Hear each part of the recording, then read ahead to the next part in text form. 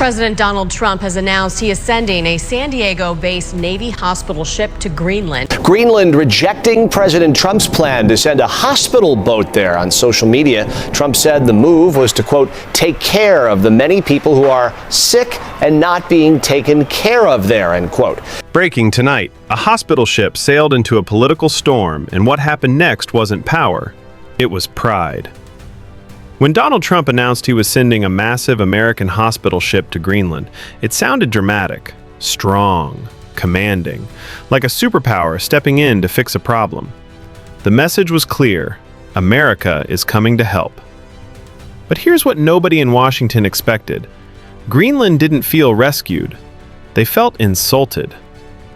Imagine waking up in a small Arctic community, living your life, raising your children, trusting your local system, and suddenly the President of the United States announces to the world that you're not being taken care of, that you need saving, that a giant naval hospital is on its way. You didn't ask for it. Your government didn't request it. And now the whole world is watching. That's not generosity. That feels like being talked about instead of talked to. And Greenland's response? It wasn't loud, it wasn't angry, it was calm. And somehow, that calmness hit harder than any outrage ever could. Their leadership simply said, "We have a public healthcare system. Our people are cared for. Decisions about Greenland are made here." Read that again. Decisions about Greenland are made here. There was something powerful in that sentence. Not dramatic, not emotional on the surface, but underneath, pride, dignity, a quiet refusal to be treated like a pawn in someone else's strategy. Because this was never just about a hospital ship. It was about how it feels when a bigger country acts first and explains later. It was about how small nations feel when they are used as headlines.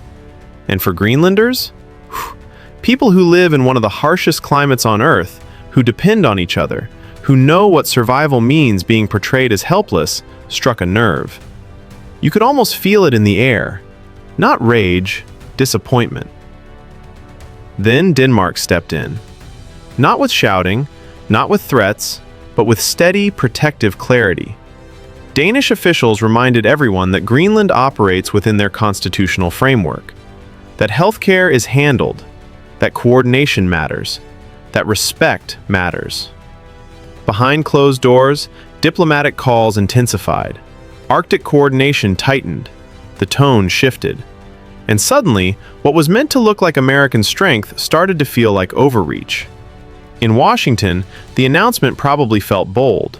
A hospital ship is a powerful symbol, massive, white, unmistakable. It represents capability, it represents reach. But in Nuuk, it felt different.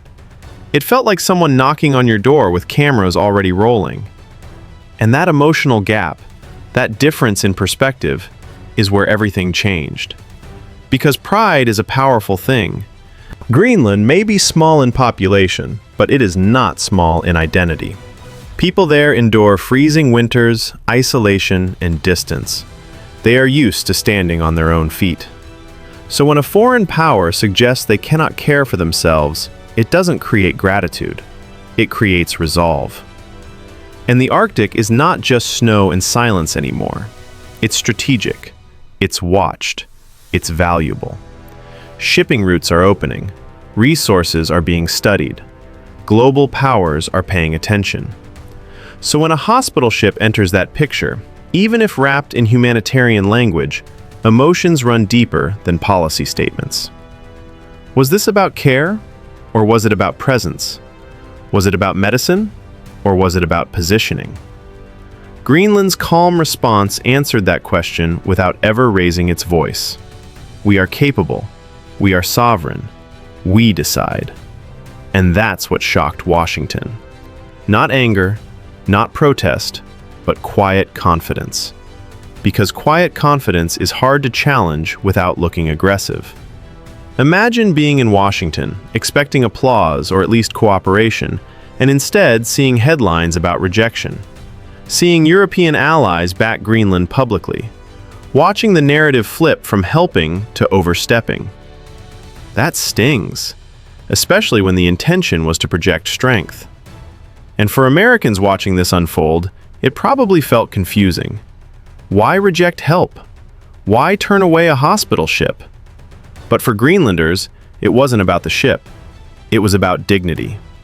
There's something deeply human about wanting to be asked before being assisted, about wanting your systems respected, about wanting your voice heard. And that's what this moment exposed. Power without consultation feels heavy. Support without dialogue feels imposed. Denmark understood that immediately. Their tone wasn't emotional, but you could sense the firmness behind it. They weren't attacking the United States. They were protecting Greenland. And that protective instinct carries weight in the Arctic. Because the Arctic is not a blank map. It is home. It is governed. It is loved by the people who live there. From fishing communities to small towns along icy coastlines, Greenland is not waiting to be saved. It is building its own path, balancing autonomy with partnership.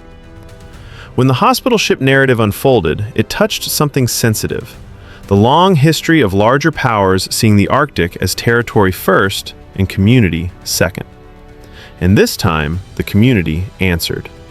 Softly, clearly, unshaken. In Washington, political analysts began questioning the optics. Was there coordination? Was this symbolic? Was it strategic? Was it necessary? But emotionally, the damage was already done. Because once a small nation publicly asserts itself with dignity, it reshapes perception. Suddenly, the story wasn't about American generosity. It was about Greenlandic independence. It wasn't about medical aid. It was about respect. And respect is something you cannot deliver by sea.